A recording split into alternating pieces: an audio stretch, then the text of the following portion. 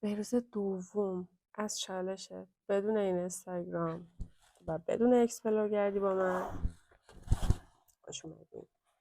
سری پیش با میکروفون خود آیفون بود، به نظرم خیلی صدام بد.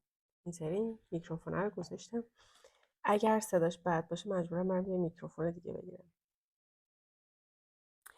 یکی از راههایی که فکر میکنم مؤثر باشه برای اینکه نرم سمت اکسپلور و اینستاگرام و چرخیدن تو فضای مجازی اینه که کارامو بنویسم. یعنی من خیلی وقت این کار رو انجام میدم، ولی تازگی‌ها که این اتفاق برام افتاده و خیلی میرم تو اکسپلور این کار رو کمتر انجام میدم. به خاطر همین الان میخوام همه کارامو بنویسم.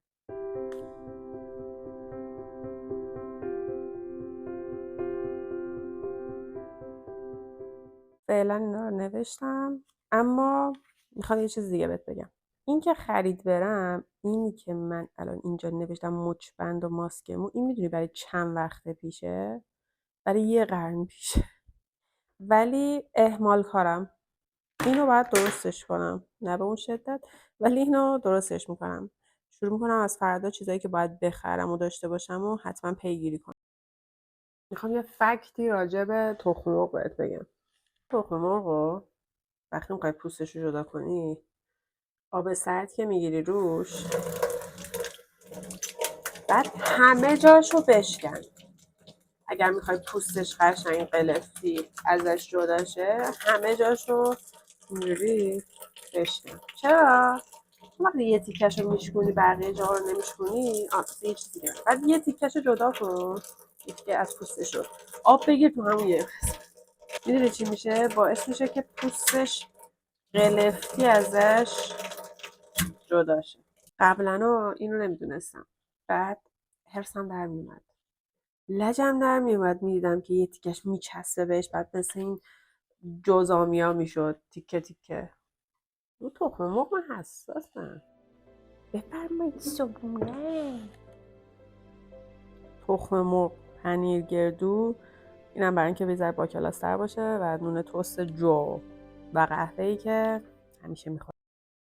رفتم بیرون ببینم که هوا چجوریه، بریم اون ور ویدیو بگیرم. بعد دیدم شلوغه، سر صدا میاد.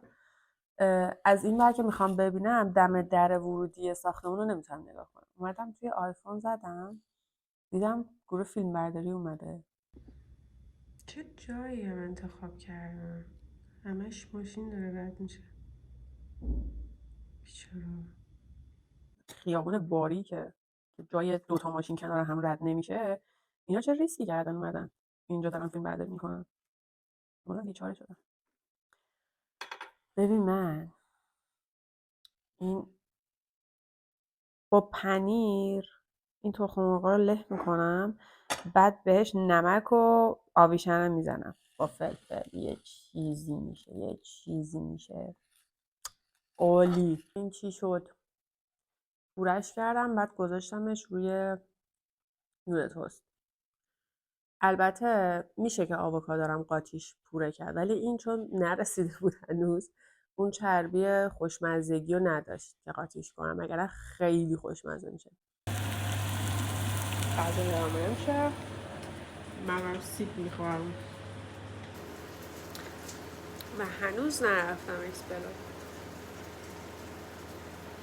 الان که فکرشو میکنم میبینم اونقدر هم که فکر میکردم سخت نیست. کافیه که بدونی یه کاری داری در روز و باید اونو انجام بدی، و اگر اهمال کاری تو بذاری کنار، 100% هم به کارت میرسی، هم دیگه سمت گوشی و اکسپلور گردی و این کارهای بیهوده نمیریم. آماده شدم برم باشگاه. یه ناهار بسیار دیر موقع، مثلا ناهار درست کرده بودم و کارامو انجام دادم و آماده شدم برم باشگاه. اینا همون ماشینای فیلم برداری هن. الان بهتون میگم که کجا رو دارن فیلم برداری میکنن. میشه آره هنوزم هستن. این ماشیناشون اوه چقدر زیادن. من چجوری دور بزنم؟ لوکیشن فیلم برداری اینجا. از باشگاه برگشتم خونه و الان ساعت 8:30. البته من 7:30 رسیدم خونه.